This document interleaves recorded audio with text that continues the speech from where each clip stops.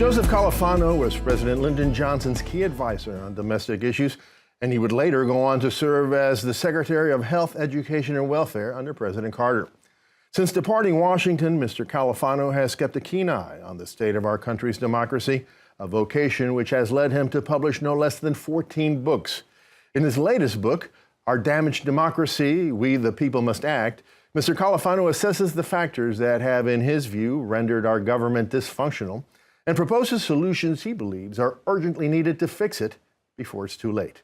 Joseph Califano joins us now.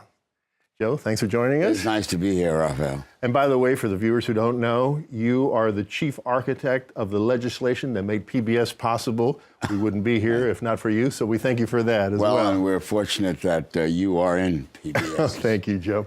Yeah. So, to our damaged democracy. You know, Joe, I think that even the most politically disconnected American has a sense that there is something rotten in this state of America, to borrow a phrase. But just exactly what is damaged in our democracy? In Washington, the president has become a colossal center of power, much too much power. Presidents have sent millions of Americans into battle, into combat. 1 million have been wounded, 100,000 have been killed. There's no declaration of war. Which, in the Constitution, says is the president's, it's Congress prerogative. Only the Congress. Yeah. And, you know, Capitol Hill, where Congress is the only place in the world where war is not war. But the president also has enormous power to, he's the chief legislator for the country, issues 20 regulations for any one law that Congress passes over the years. He also has a massive staff. In the years of the Johnson staff and the Kennedy staff and the Eisenhower staff, we had about 50 people. The staff today is almost 2,000 people. 450 people on the National Security Council staff for the foreign stuff. And most concerning, we have a state-run media. We have, it's grown over the years, and now we have YouTube for the White House 24 hours a day. We have whitehouse.gov 24 hours a day. We have the internet 24 hours a day. We have the interactive internet 24 hours a day. We have about 400 or so people running this, and there's no organization like that. So you say the damaged democracy is the result of this growing power of the presidency, but not only that, at the same time, the withering power of Congress and the judiciary. Raphael, put your finger on it. I mean, the Congress is crippled. But why? How did that happen? Well, the money that has to be raised. The average amount of money a senator has to raise, incumbent senator, if he wants to run for re-election, is $30,000 a week every week of his 6-year term. For a House member, $15,000 a week every week of his or her 6-year term. And then when you're in Congress, you have call time, which we talked about.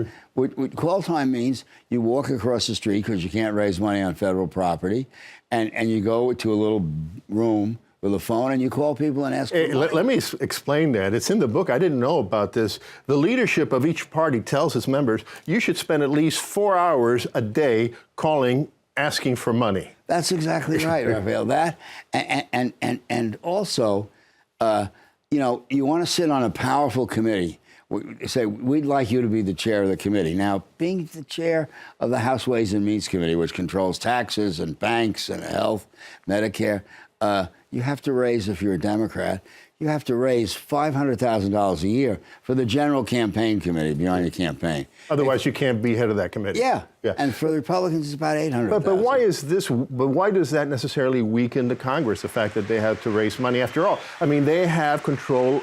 The power of the purse, right? They're the ones that gives the executive power, the executive branch and the president the money that he or she would need to preside. If they don't give them the money, the executive branch is weak. They're spending so much time raising their own money and their campaign money and the political money that they don't have time. In the last 20 years, we haven't had, except for with one exception, we haven't had appropriations bills department by department. We have one big resolution of thousands of pages that passes at the end of the year. There's virtually minimal supervision of the executive branch. They're not doing their job. You say that the judicial branch has also been weakened relative to the presidency. I think that will surprise some people who think that that judges are becoming too powerful. What do you say to them? Judges are becoming too political. In the Supreme Court, over the last 10 years, we have 50 cases where the 4 Democrats voted the Democratic Party line, the 4 Republicans voted the Republican Party line. And in the federal district courts, they're very political. If you want to knock out Obama's immigration regulations or plan, you go to the Eastern District of Texas, and a federal district judge gives you a nationwide injunction. If you want to knock out Trump's immigration plan, you go to San Francisco, and a federal district judge gives you a nationwide injunction. So you're saying that the judges, all the way up to the Supreme Court, have become creatures of the president's ideology, whoever's reigning? Yes. Or whoever appointed them? Yes, look at the last appointment. I mean, the last few appointments. Presidents appoint people that they think will do exactly what they want. And they know what they're going to do because most of them are appellate court judges. So we know every view they have. Are they pro-life or pro-choice? Are they pro-gun control or not or more Second Amendment rights? It's not good, Raphael. Yeah. Well, what about those who say, well, listen, okay, the federal government is in a mess, but the states have always been the laboratory of democracy in this country. So let the states carry the weight for democracy while we fix the federal government. I'm all for that. I'm all for that. They should be the laboratories, as you say, exactly. But the problem is, more than half the states now get more than 31% of their money, their revenue, from the federal government. And that, there's no free lunch in life. There are no free crumbs in politics. They're tied with federal strings. They get mandates they have to follow. They don't have the freedom they used to have, and they become dependent on the Congress and the presidency. So what are the solutions? I mean, if it's bleak. So give us a couple of examples of what can be done to fix this. One, the most important thing is people have got to vote. And I don't mean vote just in the general election. People say, you're in New York, we're all in, the 2 candidates we had the last time, we had a woman who really didn't really have a plan, and we have a guy who was an egomaniac. But Hillary Clinton got the Democratic nomination with 8% of registered Democrats. Donald Trump got the Republican nomination with 7% of registered Republicans. Get out there in the early phases. Get out there when there are 11 candidates and say, this is the one I want. That's very important. The other thing is money. We have to get the money out of politics. Billionaires should not be able to say, if you follow my line on pro-life or pro-choice, if you follow my line on pro or anti-gun control, I'll give you millions of dollars to keep you running in the primaries and everything else. That's not America. It dilutes the votes of everybody else. And gerrymandering. You carve a district that the Republicans are sure to win or the Democrats are sure to win in Congress, and that pushes the Democrats to the left, the Republicans to the right. Compromise becomes a dirty word. You got it exactly, Raphael. So listen, so what happens if it isn't fixed, if the government isn't fixed? Where do you see the country 10 or 15 years from now if things stay as bad as they are? We, the people, have to go to work. If things, they won't stay as bad. They'll deteriorate. It'll be worse. It'll be less democratic. There'll be more power that the average person has no control over. I mean, that's why I say, get rid of the gerrymandering. Get rid of the money. Make the vote as valuable as it should be. Because basically, if you're really, if you're a billionaire, you are diluting my vote. Yeah. So what gives you the optimism to think that it's already not too late? Because, and why I wrote the book, I'll tell you why.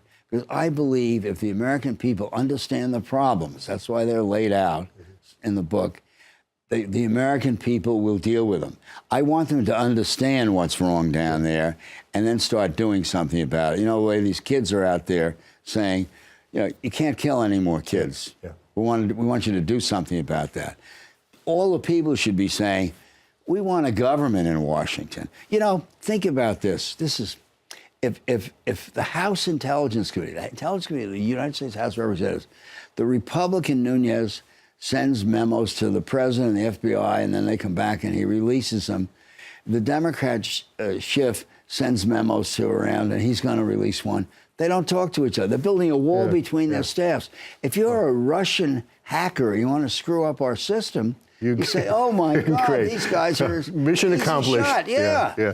Well, listen, Joe, the book is Our Damaged Democracy. People from the left and from the right should read this book because it's an eye-opener. Thank you so much once again for joining us Raphael, again. a great show. Thank you. You're a great newsman. Thank you, man.